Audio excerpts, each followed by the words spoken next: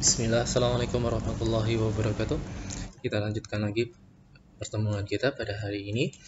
Hari ini kita akan membahas tentang SNI, Standar Nasional Indonesia nomor 6989/72/2009 tentang cara uji kebutuhan oksigen biokimia atau BOD yang kepanjangannya adalah Biochemical Oxygen Demand. Kita lanjut ke ini daftar isinya. Ini Prakarta, kita lewatkan saja. Lalu kita masuk ke ruang lingkup. Nah, cara uji BOD ini digunakan untuk menentukan jumlah oksigen terlarut yang dibutuhkan. Jadi, yang tanda kuncinya adalah berapa sih jumlah oksigen terlarut yang dibutuhkan. Yang dibutuhkan oleh siapa? Oleh mikroba aerobik untuk mengoksidasi bahan organik karbon dalam contoh uji air limbah. Jadi BOD itu adalah analisis BOD adalah analisis untuk menentukan jumlah oksigen yang dibutuhkan oleh si mikroorganisme untuk mengoksidasi bahan organik karbon di dalam air limbah. Jadi intinya yang di sini ya, jumlah oksigen terlarut. Efluen atau air yang tercemar yang tidak mengandung atau yang telah yang dihilangkan zat-zat toksik dan zat-zat mengganggu lainnya. Nah, jadi yang kedua juga bahan organik karbonnya itu tidak mengandung atau yang telah dihilangkan zat-zat toksiknya. Jadi dia tidak mengandung atau telah dihilangkan zat-zat toksik. Kenapa harus dihilangkan? Kenapa tidak mengandung zat toksik di dalam limbah tersebut? Karena dia menggunakan makhluk hidup berupa apa? Berupa mikroba. Ketika di dalam suatu air limbah ada zat toksik, zat beracun, maka mikrobanya juga akan mati.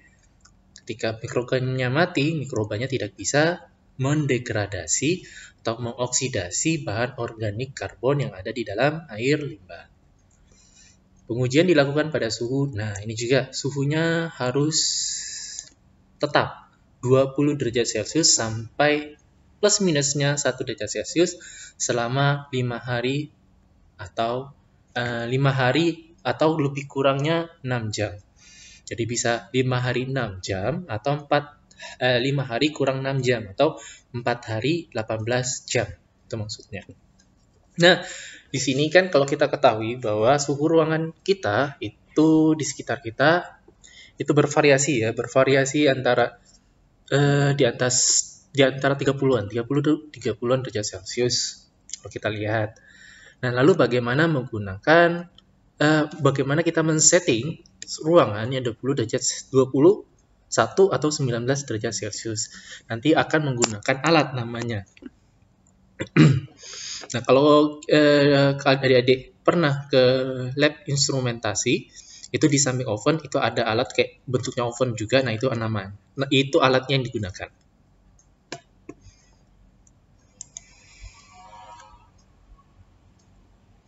Ya, ini acuan normatifnya dan juga nanti juga bisa adik-adik cari SNI-nya seperti SNI 6989 ini tentang metode pengambilan contoh air permukaan. Ini juga sudah kita bahas ya.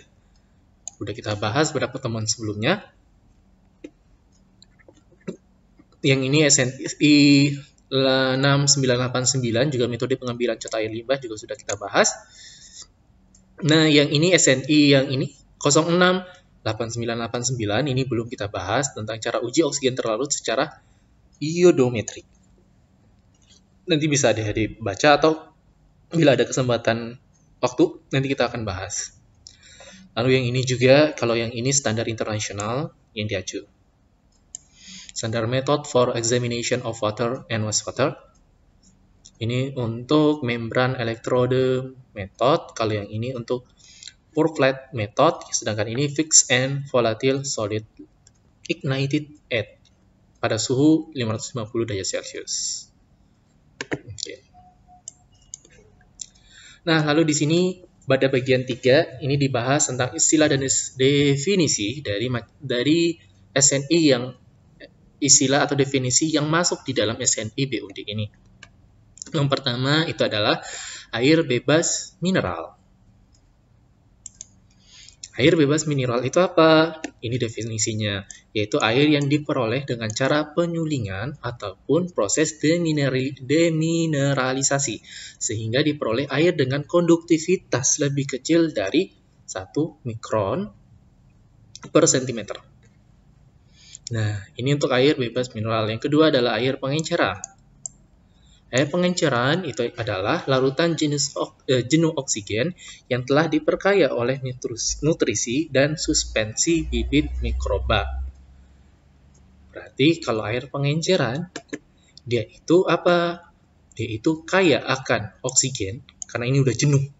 Kalau jenuh berarti dia banyak banget mengandung oksigen dan bibit mikroba. Yang ketiga adalah blanko.